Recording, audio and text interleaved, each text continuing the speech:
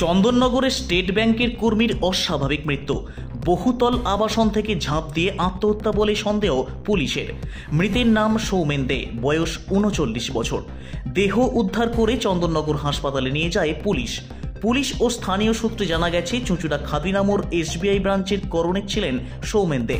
থাকতেন চন্দননগর রথের সড়কের একটি অভিজাত বহুতলে। তার পৈতৃক বাড়ি চন্দননগর বৈদ্যপোতায়। প্রথম স্ত্রীর সঙ্গে বিবাহ বিচ্ছেদ হওয়ার বছর দুয়েক পর দ্বিতীয় বিবাহ করেন সৌমেন। তারপর বহুতলে ফ্ল্যাট কেনেন, সেখানেই স্বামী স্ত্রী দুজনেই থাকতেন। আজ সকালে তাঁর স্ত্রী বাবাকে নিয়ে ডাক্তার দেখাতে বেরিয়ে যান কলকাতায়। যাওয়ার আগে টিফিন করে যান দুজনে একসঙ্গে। স্ত্রী বেরিয়ে যেতেই 8তলা ফ্ল্যাটের ব্যালকনি থেকে ঝাঁপ মারেন সৌমেন। শব্দ পেয়ে ছুটে আসে স্থানীয়রা।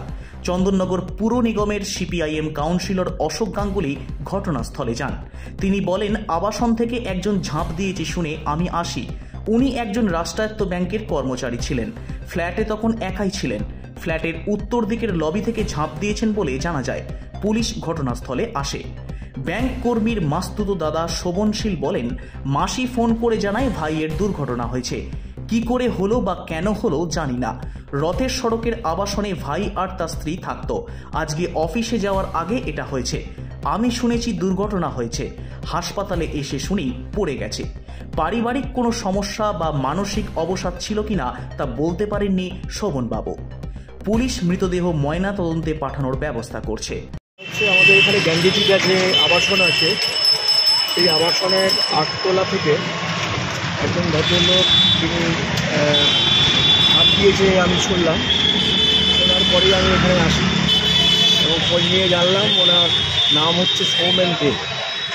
তিনি একটি রাষ্ট্রায়ত্ত ব্যাংকের কর্মচারী ছিলেন এবং একাই ছিলেন তখন ফ্ল্যাটে। ভেতর থেকেই বন্ধ ছিল ফ্ল্যাটটা।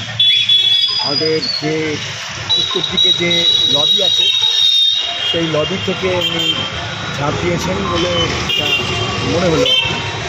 তো পুলিশ এসেছিল, যথাসময়ে পুলিশ এসে বডি নিয়ে গেছে হসপিটালে এবং এরপরে যা ফর্মালিটিস আছে সেগুলো হবে। উনি কি ফ্ল্যাটে একাই ছিলেন? সেই মুহূর্তে একা ছিলেন। ওনার ওয়াইফ আছেন, উনি কোনো পারিবারিক কাজে বাইরে গেছেন আর কি, এখনও ফেরেননি। ফিরলে আর একটু ডিটেলসে জানা যাবে।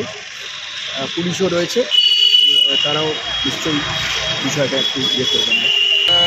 ব্যাংকের কর্মচারী যারা রয়েছেন, কলিগ যারা রয়েছেন, তাদের ক্ষেত্রেও আপনারা কিছু খবর পেতে পারেন আরও ডিটেলে।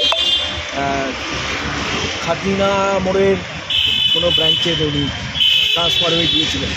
ফোন করলো যে রানার বিরাট অ্যাক্সিডেন্ট হয়েছে, তুই যা চন্দননগর হসপিটালে ভর্তি। ব্যাস এইটুকুনি বলে কেটে দিয়েছে। আমি এখান থেকে চলে এসেছি।